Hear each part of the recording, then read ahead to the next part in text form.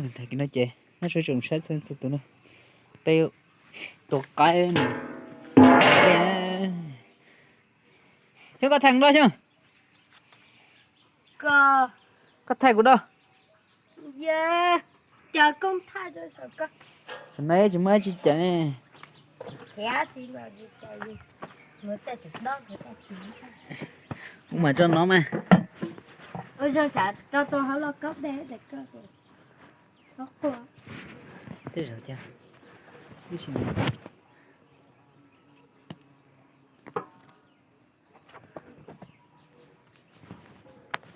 từ chỉ lo tới lúc mà đi mua thì cho lo lát đâu nữa nhỉ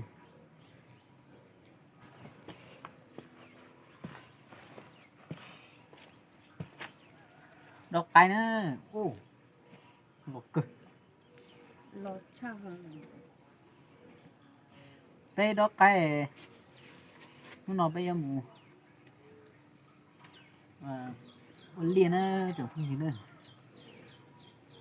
bé làm lê chị tua ở bây tục cái cho tôi cho những cái tim muốn cho đến cái thật thành được hết nó không muốn có tôi muốn mua của cơ nó kìa cho giờ đây tôi hỏi lên tôi cái giờ đây thôi giờ đấy ta chỉ lo ít từ cứ chỉ tao đó cho cái vợ giờ cái là lo của nó nhớ cái từ đâu mà cái chỗ cái phải tôi xiên mà hỗ trợ được chỉ cho cái này chỉ một của nó chê cho cách cá này một của đi ấy chúng không nhớ không xong như thế này nó phải nó của cái thôi chỉ lo à thì lo thịt đó cho thịt lo thịt đó thì cho thì chỉ là không có chờ về nó tải lửa mới nhặt đó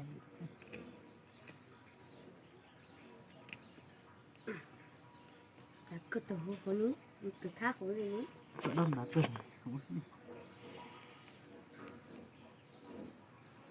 ta tọt đó cái nữa nên thì bỏ về tôi bé một sai xe thì tôi họ chúng hẳn lên nữa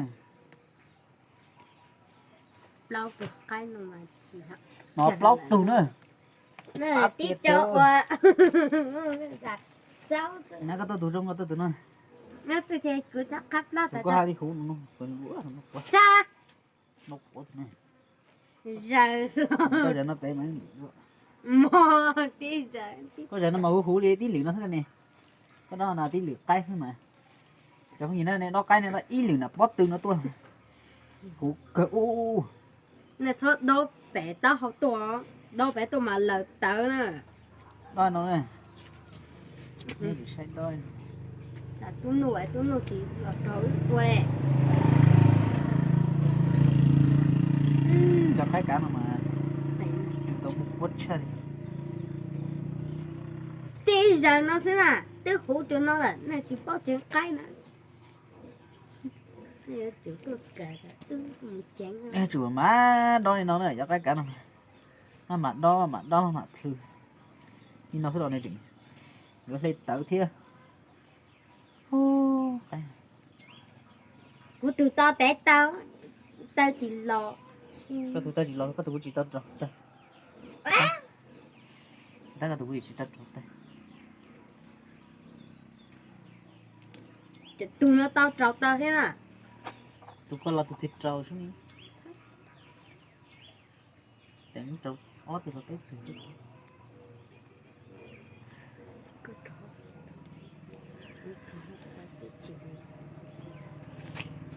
nó có tao nó lo tụi trường cái nó thì tao này ông này đúng thì có bỏ ít cái tí lo cái lò nó ừ nhớ chủ đó thì nó đấy lợn này sẽ lúc bóp được à sẽ được bắt được cay này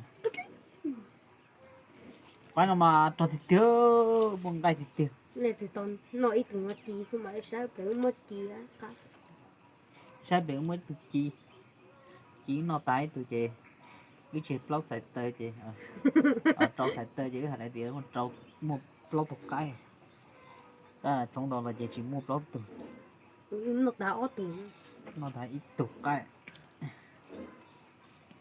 giờ thằng qua chạy là cho nó nói tủ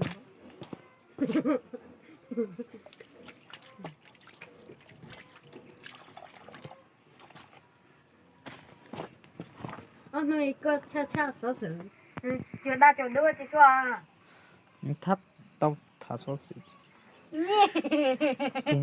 rõ tiền thấy này cũng bút tiền ô cái này lót tiền bao tủ địa chẳng có tụi chỉ tao lát tao rồi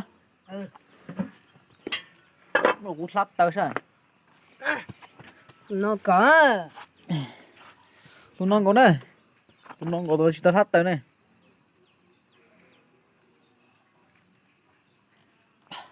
nó mất trả gì là sẽ chứ sao bao là liền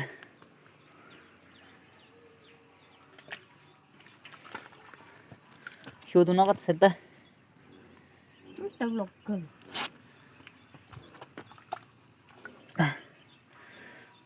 cho cũng thay cho máy từ cơ lộc bát của mà của bác thì cứu tao đó cũng nè thì có đó chiều đi ôi chúng ta tụi nó này ôi không biết tụi địa thì mình sắp bố gì nhá mình bố cái ok ở cháu tôi nhìn này mà đâu ta sẽ tao lộc của nó hello không nghe thật thật cái nói để hết tay chậm đi thế này sai luôn nè chúng tôi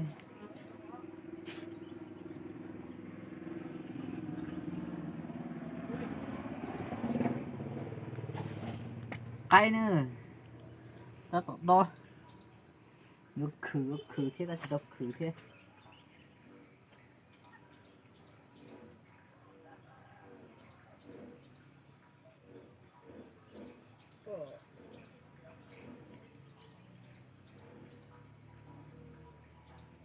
lo lời đó chỉ là tụi cộ mà gọi có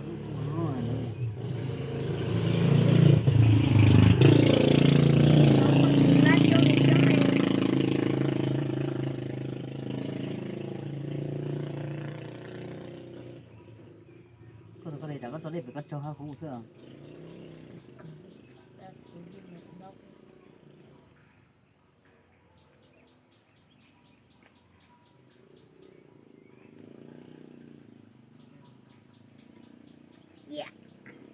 nước hai lần xong dùng nước làm ra đẹp chỉ mình tạo ra xanh là mà chỉ tao nào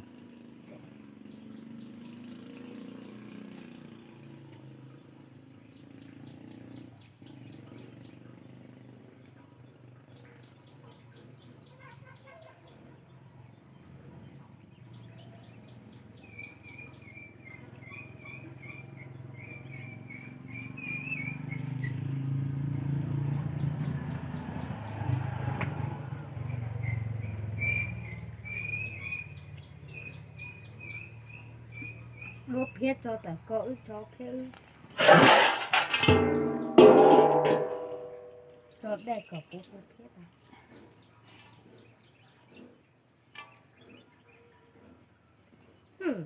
nó cá vào thứ rồi cá thì thủ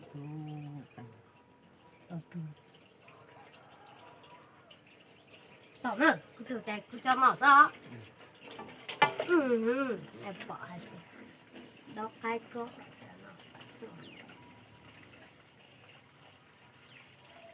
nó khác hợp với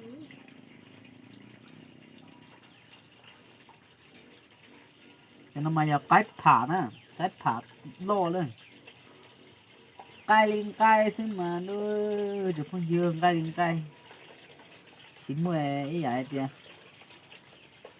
tao cơ thì tao đó thì tôi coi ngón lá này tao lo coi chú thì lo tôi coi thì tao la cho là trừ lại lá đó thôi mà nó nói ô thì nó tao là và ta chơi tôi chơi này thì xiết hơn là nó ôi còn nó tèn nó cho tì lú Tao nói lú ta ốc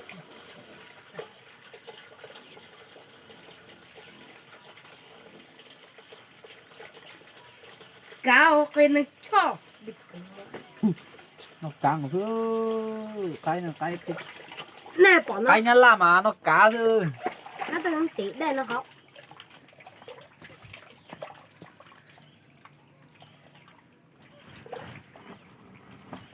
cha vô mù phải luôn Cái nhá là nó cá chứ. ít trẻ ra con à hả cháu cô bó wow cháu bó rồi Không có cái gì lốc tao này. cháu bó cháu lô mà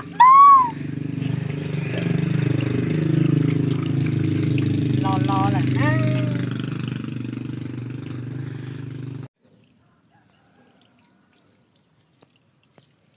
vừa dễ đừng nó bự vừa cái dễ theo trong đó nó bay vào cây trâu nó chị làm tụi nó đặt thứ tôi nói này tụi này có tụi nó tiếng à cứ tụ cho nên tụi tôi có sổ khó để thấy rồi nó hú này chứ tụi nó đặt chậu mua chạy cho cái rồi giữa xưa rồi cái nó bé dụ nè đã là lọt xuống nữa chín mua nữa ô là vùng này là sao mà vất thay chạy hua ngon lắm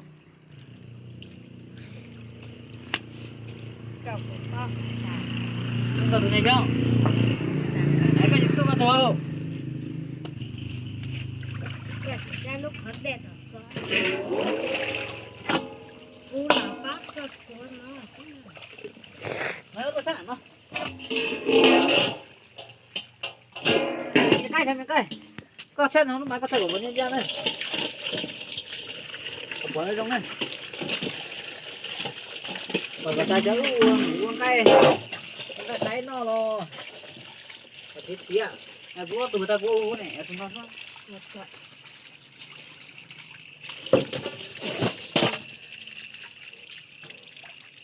đây chỉ mù nè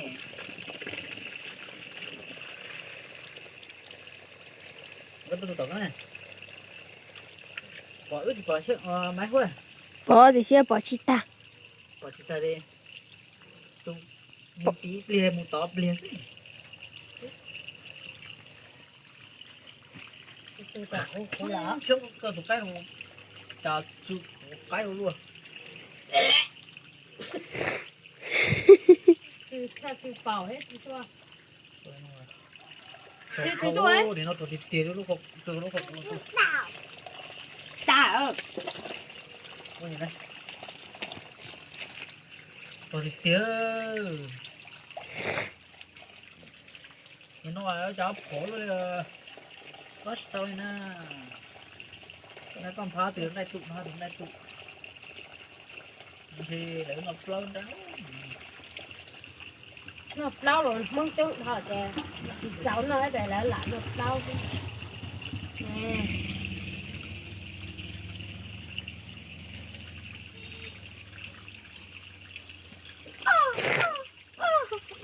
siêu được cái nữa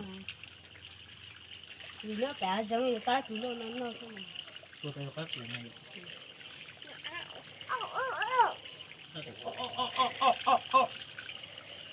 nó rồng á lúc ở đây quấy phải là cái tua cái nó mù bấm lê ở mù thành liều ấy tụi gì nữa này để tí tụi mẹ cá hờ lâu bé tụi cháu tôi chỉ xuống đó nó lâu cao ấy tay không là để chết đấu tận nó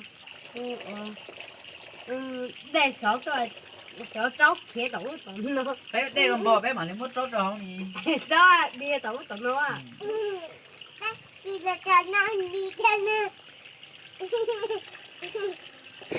để tiền nè tàn thôi để tiền là một tàn thôi là tôi để hú sầu nữa bây giờ là chỉ lúc có tiền là tưởng mà từ nó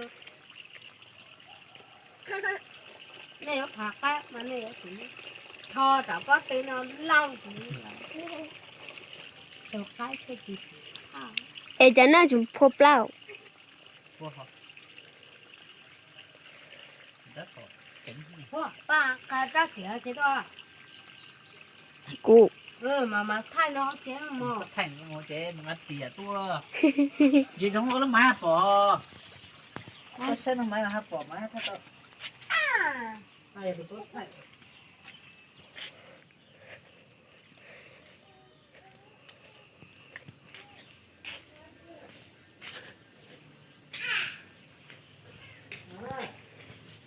cái cha sợ trời cha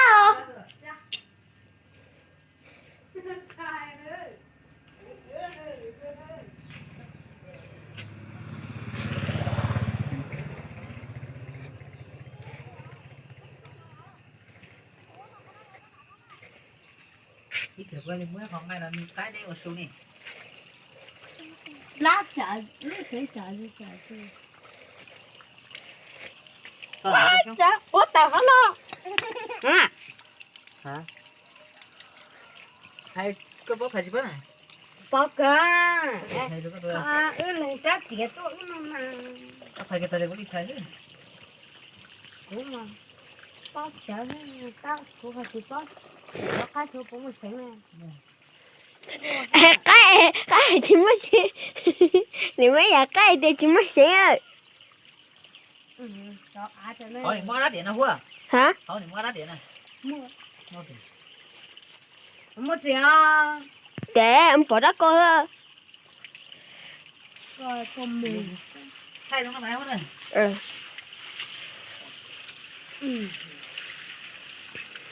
nếu sáng nè có chỉ tàng ngày sáng rồi đi sáng lên phụ sao cũng phụ nó tới cứ thuộc cao thôi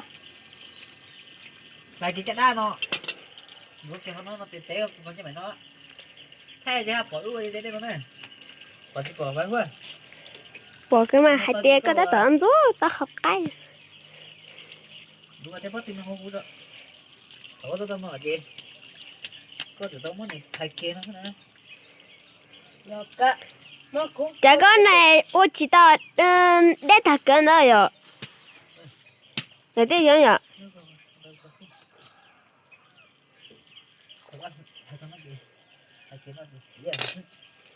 các chúa các cụ có theo phải rồi cái thể của tao phải Bộ tập thể rất tốt không? Cô hắn cho này. vậy thì nhớ sẽ chỉ bỏ nè rồi, nhớ để nó hay bỏ rồi. Ở đó phía có phải ta rồi, hai tao để chỉ sẽ cho phía, À, tỏ biểu phải ở đó này. đó chỉ mà tuần còn phải đấy. Thầy. Đưa đây rồi. dạ tao luôn Bé của bé tuần phải xem phải cắt.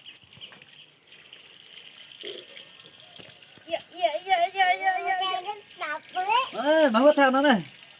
Hai chị hai. Hai cơ. đó chả biết đi con tụi tao tụi kia quay chả cho tè luôn nè cho tè không cú lão Ê, nó có cuốn lên nha. đó cá trẻ bé trẻ tôi Con đó thì nó có lên nhú. Lấy gì dễ nhìn tôi. Tia mày quá. Hả? Tôi chỉ nó thay đi cua nó.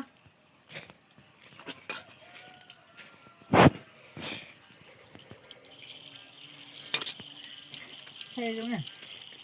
Ta tổ chức cái nữa.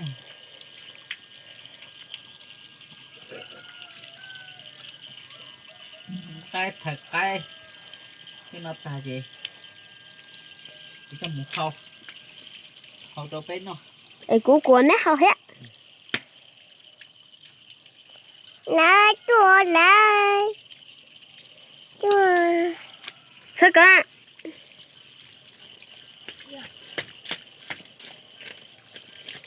nó chịu tao nó ra Chỉ kiếm ra rồi. hả Có bớt không hết. cua cho ba hai kia không mà Thấy chữ á chị tao có hiểu cái chỉ nên chỉ phải tí của sẽ chán đồ lớn nè.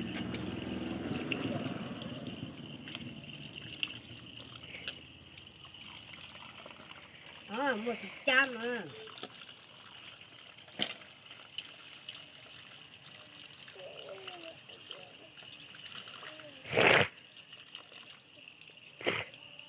Chính cái là chính cái hơn là nhiều cái ơi.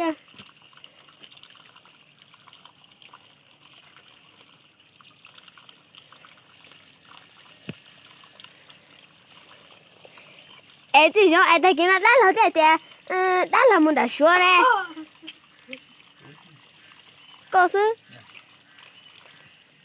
Đá là ta kia một lạt đá là cái gì lo chỉ qua thịt thở là chỉ qua thịt thở. Ý về thì mà anh chỉ tiêu mà vừa thay ra hôm nay tiêu cái rồi Cú là tao uống cái cơ hết chưa? Cú là như tôi có cái cú là hết. đây cái tiếng của tôi bố ướp thật cái đấy thì cái đấy làm rồi lớn ê thì nó là nó tè. nó cái cay à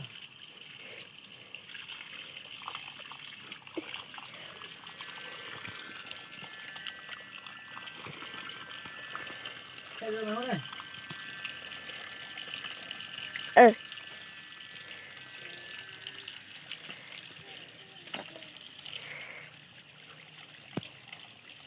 Nó chỉ có té đuôi thì cho khách mũi rồi.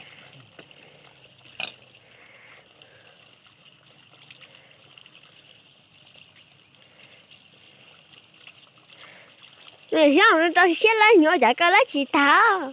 Thì nó bác cứ lên mà. Thế thì rồi. Người ta chỉ đè họ không muốn đè.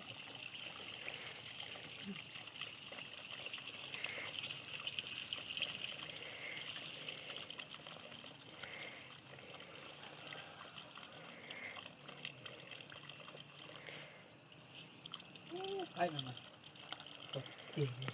Mẹ sao cũng có thì nè phát cái đó chùa mà nó chùa không phải tao sai cần gì cái nó cá à cá rồi cái thì nó tàu cái này Ê cha nếu chỉ phải chỉ có số phải kia là cho có đại kỷ niệm chủ ê có清thế nè, lóc thì ta lóc清thế nè. con là ở tại muốn nhẹ thì con nào vậy lấy chỗ muốn nhẹ tạo nó mình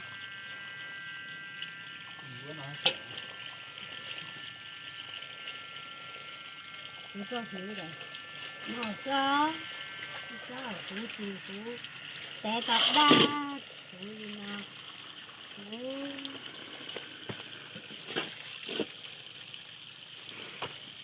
thầy có là chả tao mà nó chả nói nó giả từ nó từ có lo hả ok nếu có tiền ha nó phú biết họ thì khi mà có thứ như người ta sẽ tài cái lớn nó cho nó thằng này nó cho thằng cái quá kìa nó phải cho có chỉ có một cái đôi lúc chưa phải nữa cái lọt tiền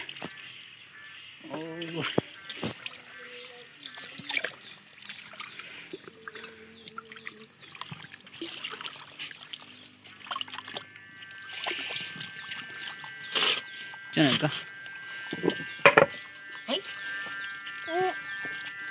cái gì nó tham ai quá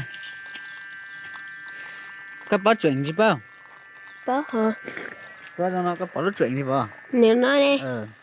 của tôi tao cái bé nên chào có chủ tôi nó mà cái níu nữa này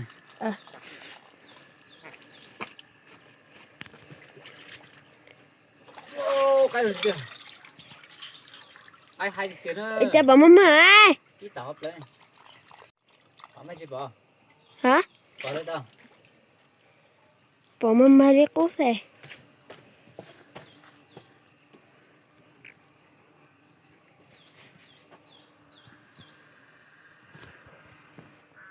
Tú để à? Đó. Cái đó sao nó có rau cái gì? Rau hoa. Đi con nào cái trời thì vẫn phải có thay thì nhiều không? Ha lâm cái Tao đó. sắp bỏ rồi. Chúa cái ảnh. Cứ. Cái đâu? Tao. Quên này. Tôi không có sống á. À chúng nó về. Giờ nó tại chết sống ấy, chồng có gì nữa. Cá đi cá. Ta chứ. Nó cá nó mà. Cô tao cũng có nhớ. Chỉ cá như này. Sống cái nữa. Mày có thấy giờ có sống cái này. Có bỏ xong nó này có thịt cái. Ê, chỉ bỏ xuống là cả lý sao vậy? Cái này coi.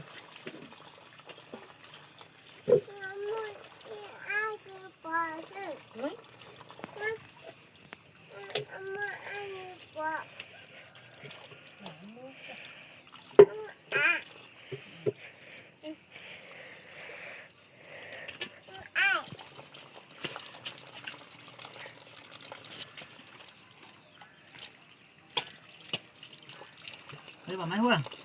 Bỏ cơ mà. Thế ta tổ chú ý ảnh hưởng của nó này.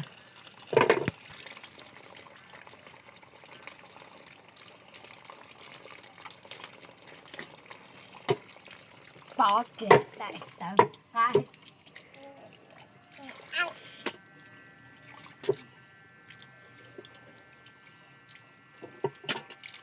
Cho má lại sủa bé khó có số nào. Nó cũng xía. Lộ. Nó đi một cái xía rộng. Nè. Ây da, xính nó không kìa. Tôi xíu xem. Sao cũng bỏ mà khuất kìa đi. Ây da. Nè.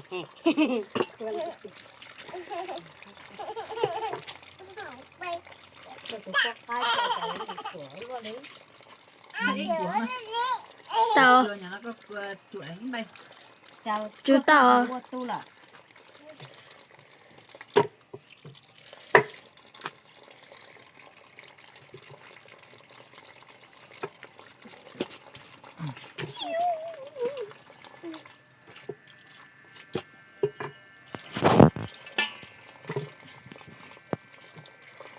Ô, nó mà tiêu.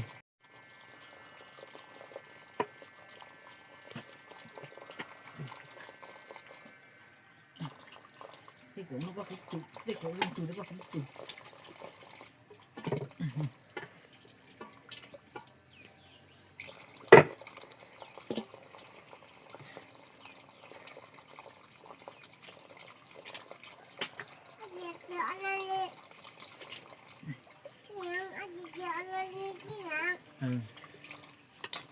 Tụi nó ăn có tiêu.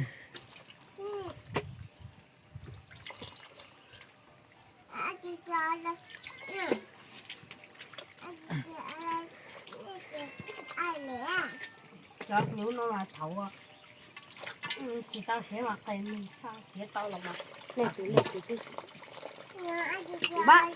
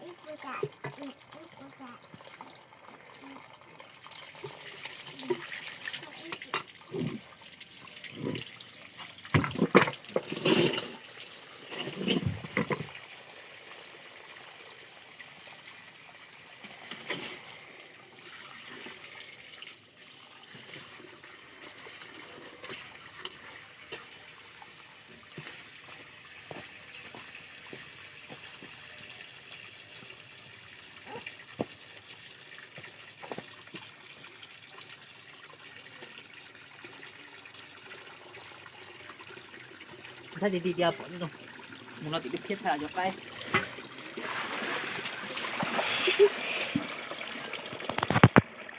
chồng thật lỗ thay chung thật sự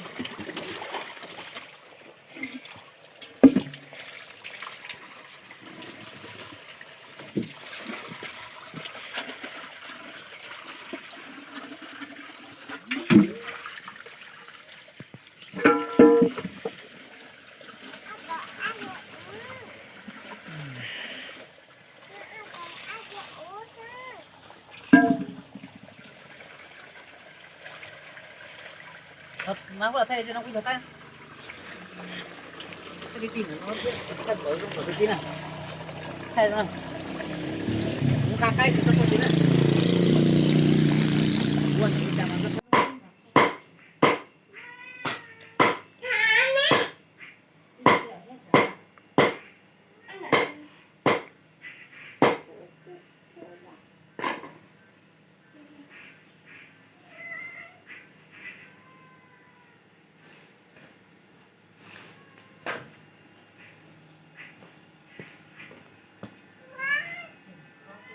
cái gì ý gì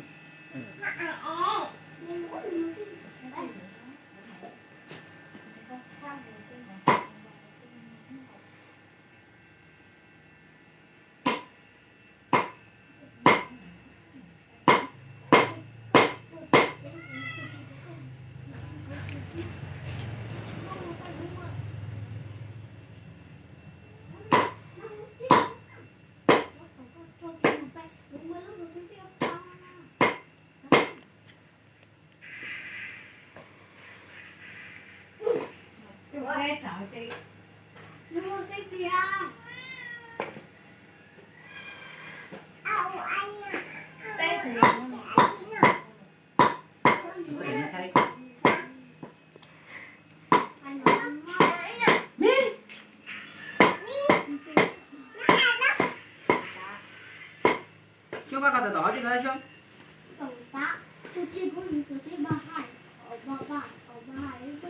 cái gì này Ồ. có chứ có Ồ.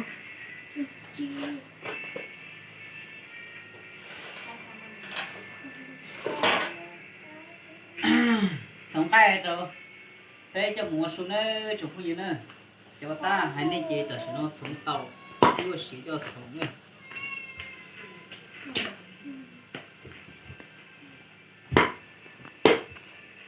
Thế này luôn.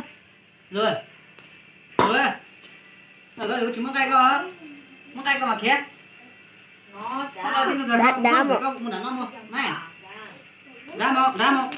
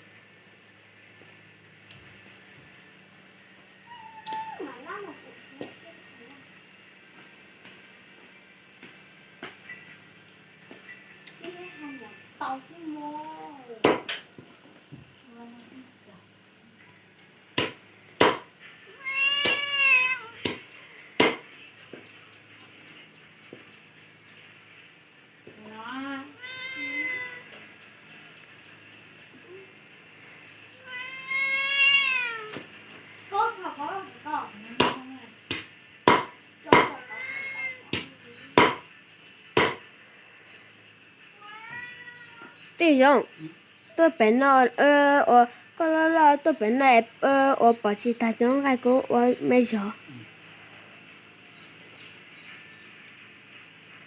thay thân dùng cái thế thay gì giống này nó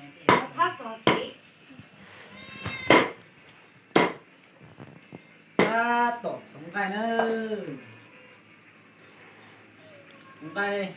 sống cái đi nó nữa sống cái đi nó chỉ có không gì lớn bỏ chị trong mỏ rồi lớn nó nè nó bên nó chứ nó bên nó chỉ hắn đã nó nha nó chỉ đã là giờ có số to nữa ra ăn được chị nha. Đó là ăn được chị nha. Đó là một phép của là việc khác chẳng nên con cây đi.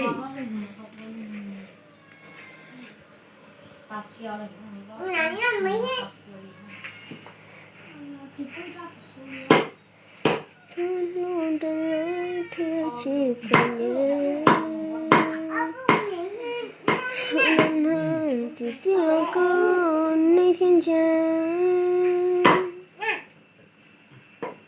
nên luôn đi cô cho lại sớm giờ phi luôn chim trong đại dương.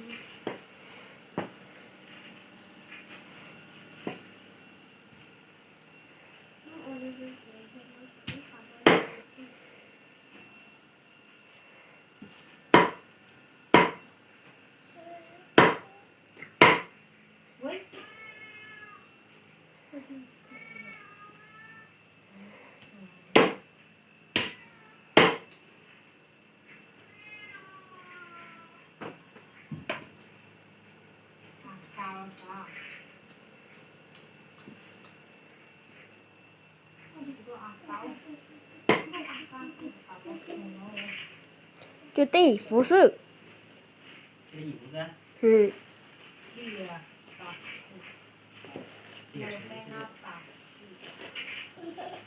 Nhớ xuống á, rất tỏ. Và sống ngay đấy, chụp cái gì nữa. Có cái đó có thay chuột kia.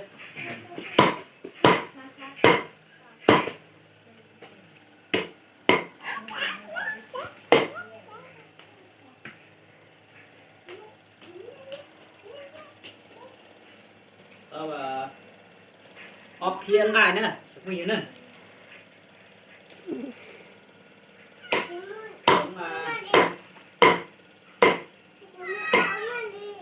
Nó ở chị. Đây thì bắt cái đấy nè. Đây. Nè. Đã thế rồi. Thì cho cái u lơ luôn nó.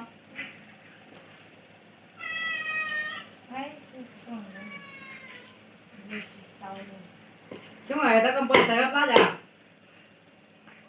đó có thể để có bao tải này Chẳng có không cũng lạ. lạc cỏ này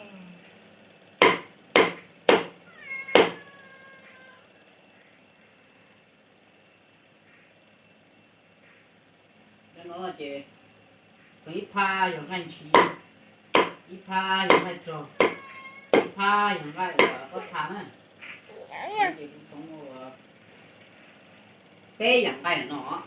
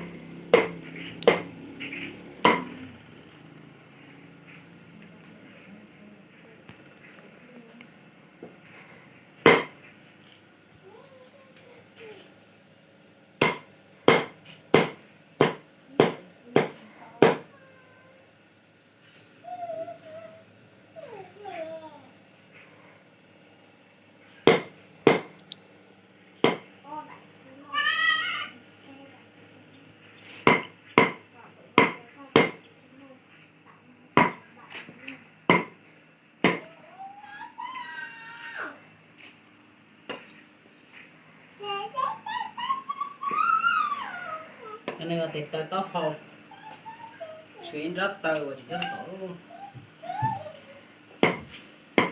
đọc tơ thế này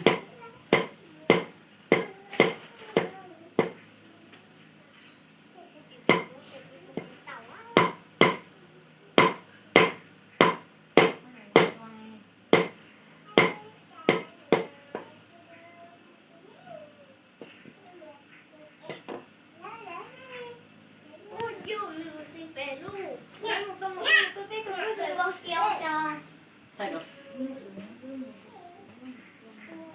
nước đây là cho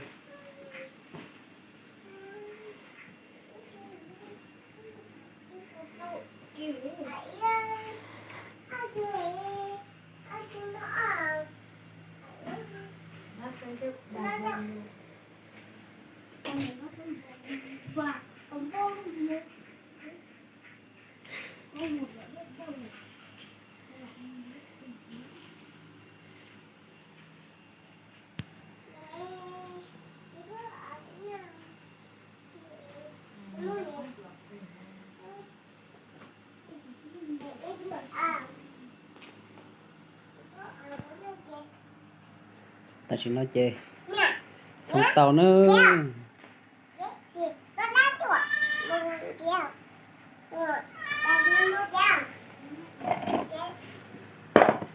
nó thì tiền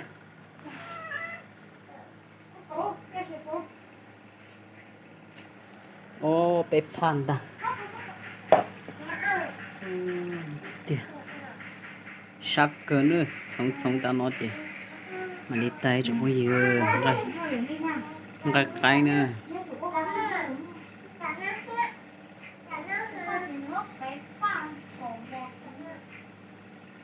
ta giờ phát trụ nó chỉ mất sống tay nó là gì mà giờ cái này phải một sai giờ rau như đào tạo được gì sai tao nó máy quá sai tao nó có chờ nhá động tao tạo hậu rau tao nó này sợ nó nằm trên hậu quá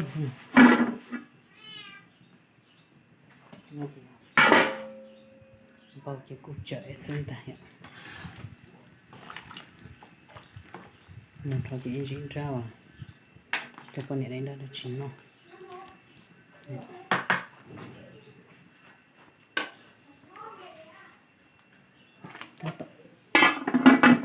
lọt ra chỉ này bên thay thật là sẽ sắc kìa ba là chỉ ba lạnh bự thôi tuần ghê cờ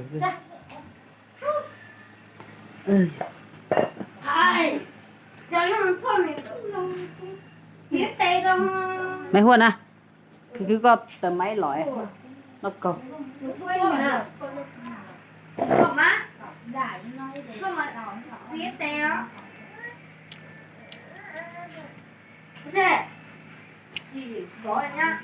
sao nó nhận anh chị nè sao thì nó này bớt sạc ở ở san sao thì nó mà bớt sạc sao nó anh chị sao nó bớt sạc thế để nó chơi này giờ hot gió nè hot gió này buồn chứ nó nên chừng đi nó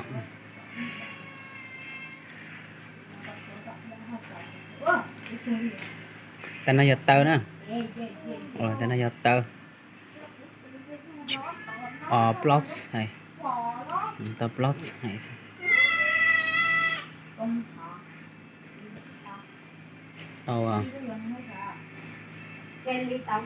ý tụ cái đồ auto bé tụ thấy sao số ý tụ cái nè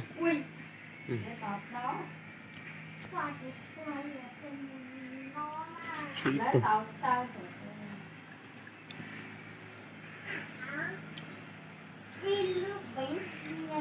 nơi máy hua nữa mới để được máy hua chỉ máy hua chín rồi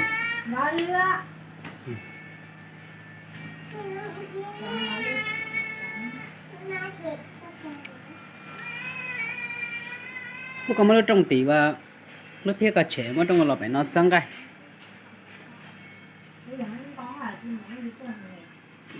thì nó sâu gì cá thịt ta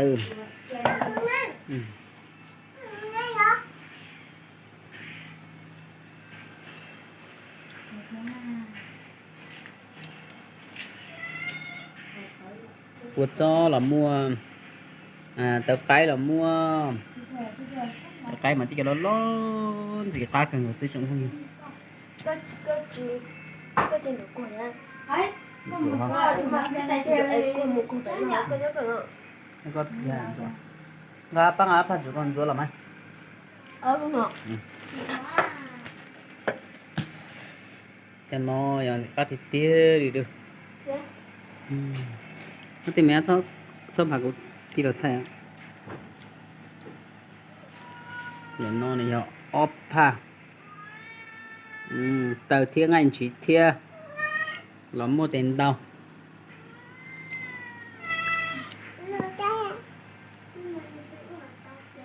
Mới này nó con siêu trúc siêu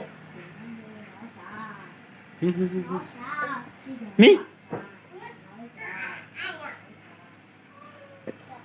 cho một cái chén nè ăn thò cho chị lấy ta có phút nào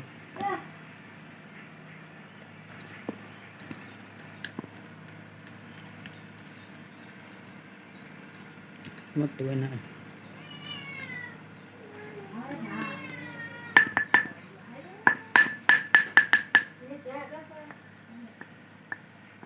tuần ra chỉ xe nên tình nhện nọ à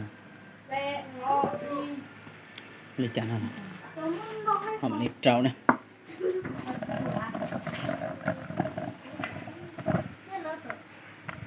mi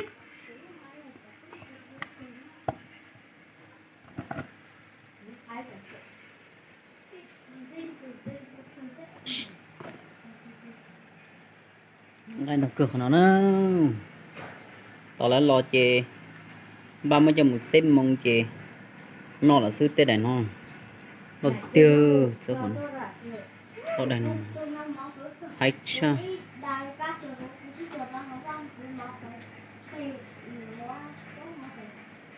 chúng bây giờ nữa tết nhất rồi tết chỉ tao xế chè tết chùa ở thì nó sư vậy tết chùa ở thì nó sư như vậy thay là nó sai sao sao cười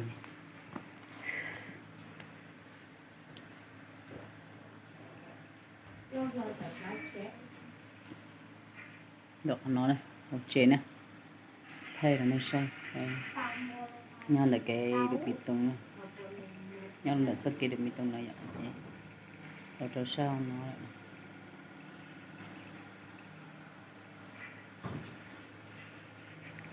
thế chủ giờ nguồn cây nó về tao lại lo chị để mất tròn non lại xưa vậy các bạn chúng mới cho tí chấm đèn mà cho sầu em bạn sát sầu cho sầu có đó thì bao nhiêu cái nó sẽ rất là luôn thì trong này cơ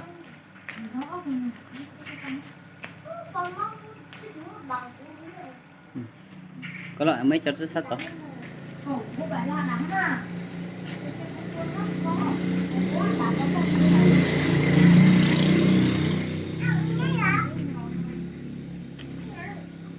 đây con sẽ hộp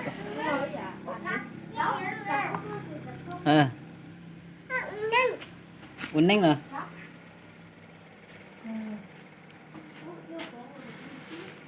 rồi con cho phải nó bên nói phía sau rồi đã hồi lần rồi chứ uốn đi chả uốn nanh giờ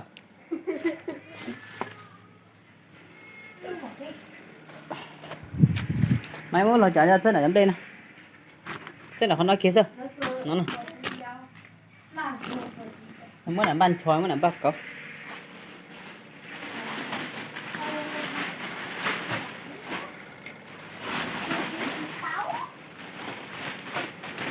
mấy cái thôi tôi mi chỉ có cho cái họ này cho cái họ ở đó để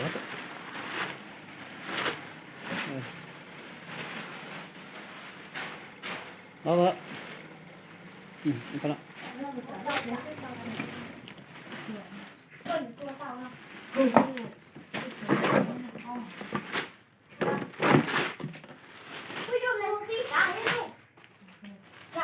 đấy nó nên lúc mấy con là bao nhiêu tao này hua nhiều con này xí xí này chứ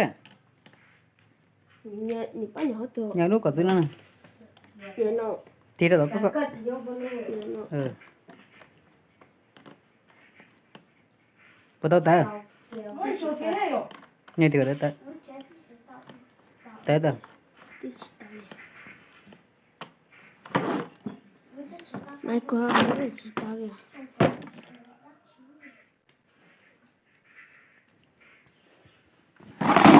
ô con này có để chơi đi nó xem mà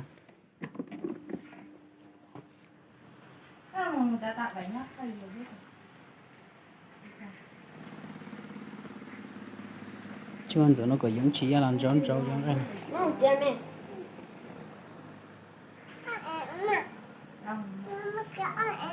gì nữa gì có mình rồi của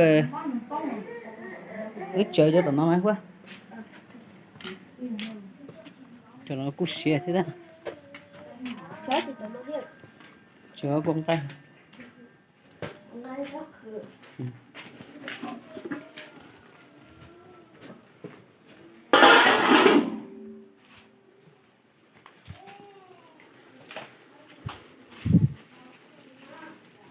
được không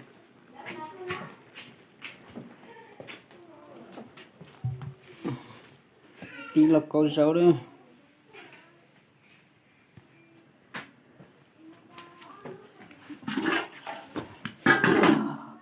cú tạt tà đi sẽ phơi tôi chỉ lấy này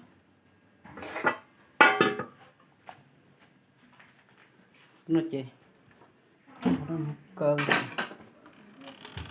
rồi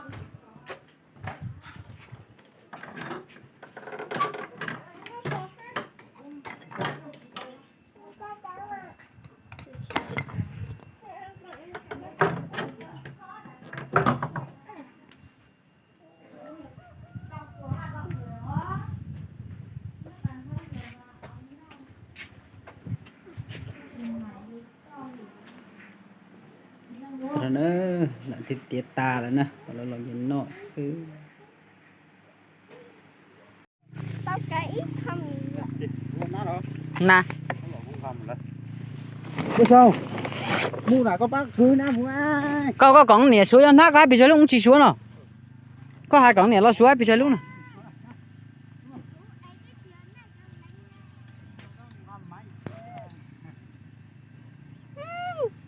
muốn thành để chung cứu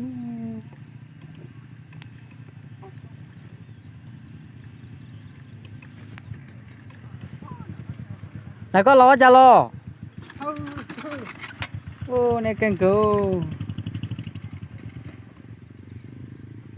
ở trên đã thấy thế nào rồi chị có gì muốn chị có bút cho nó mong thay đây một sáng đã đây ta xuống ở đây cho đi lùng đâu chạy đi lùng cái tao kẹp thể luôn đâu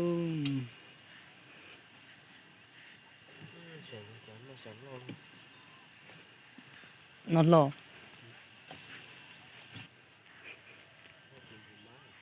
cái tỷ lút treo thế là có giờ chỉ cha cái chỉ cha giờ lúc thôi đó giờ chơi phải coi là một lớp chàng bỏ phải u xíu xíu à mẹ không lẽ nó mua sợ mua có chính tao á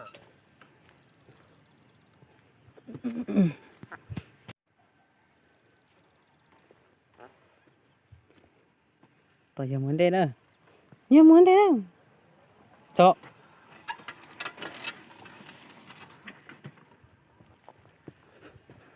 nhớ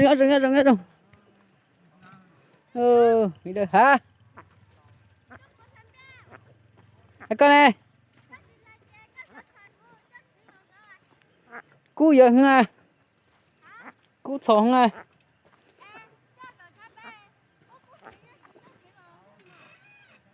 sao cái phải ở đâu ở ta cú đã có con không có gì hết em món nó từ thôi ừ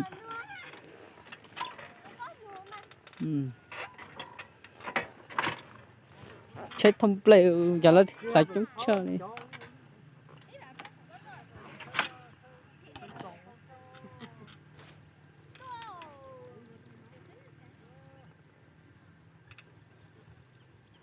Nam to xin to à.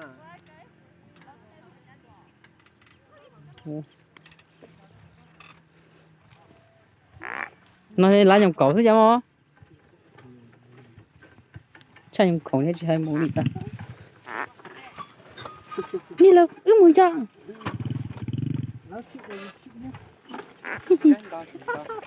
ta đi xin ta sẽ đá thôi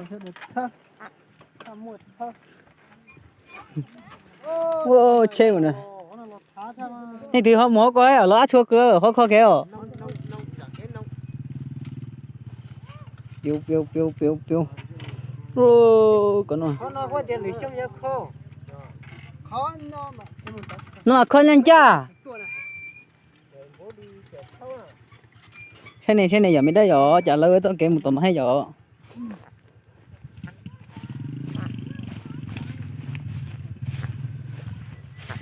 thả cho bé chết ra bé chết ra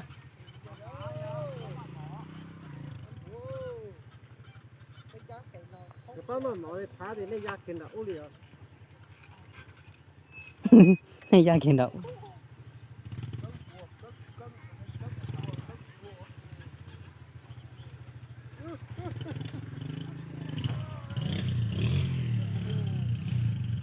ô thả cho mông nó xâm lên nó đây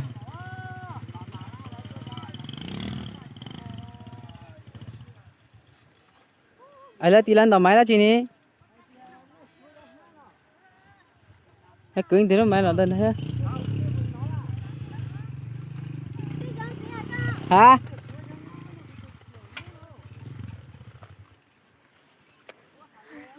quá chả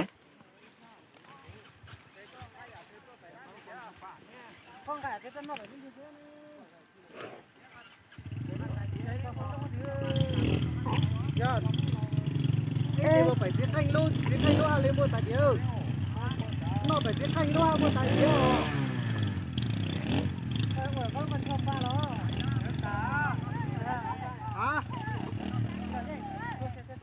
con nụ có cũng nhiều cò giờ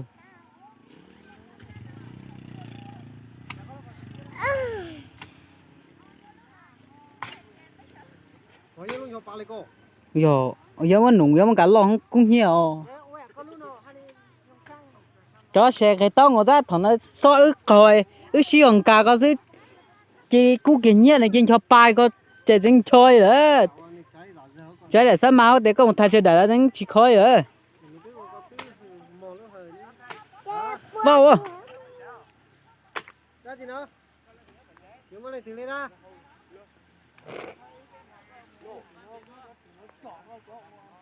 ta một số nó bé mà mông cá má đi rồi nó cho chia cho đồng ấy cho chị đồng hết đi nó tọc cái rồi chứ tọc cái rồi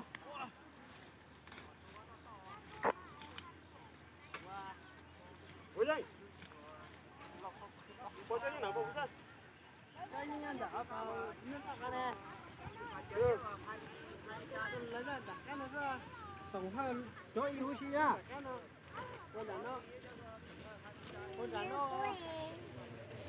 cô cái lít tháo ra mẹ bé con đi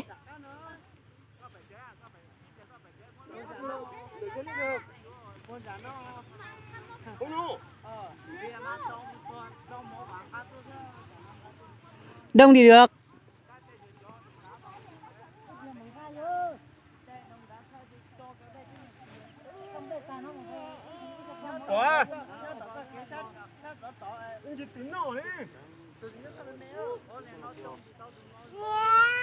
thoát chua tiết nè tiền nó mua nè nó nè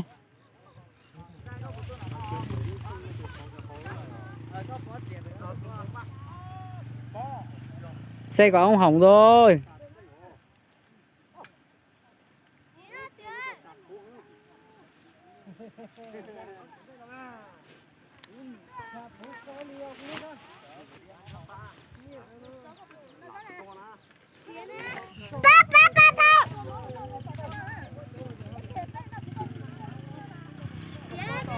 Tía gì là gì à, mua rồi.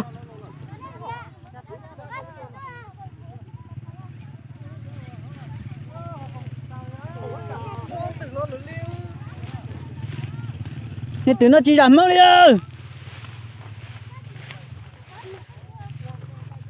Ôi giời giờ sẽ hả. Hay thì nên chủ thân bé chủ hải bé hà nó. Mai là phụ một hả cô. Một bé. Đúng không cô? Tập việc cũng sai đấy. To.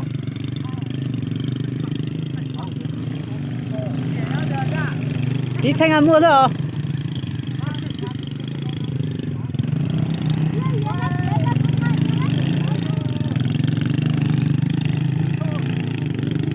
Wow, được. Lên nữa hả?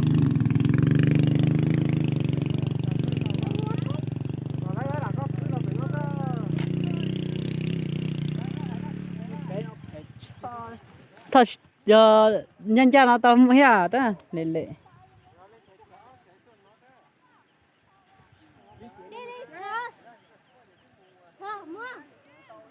Một phát phụ cầm à?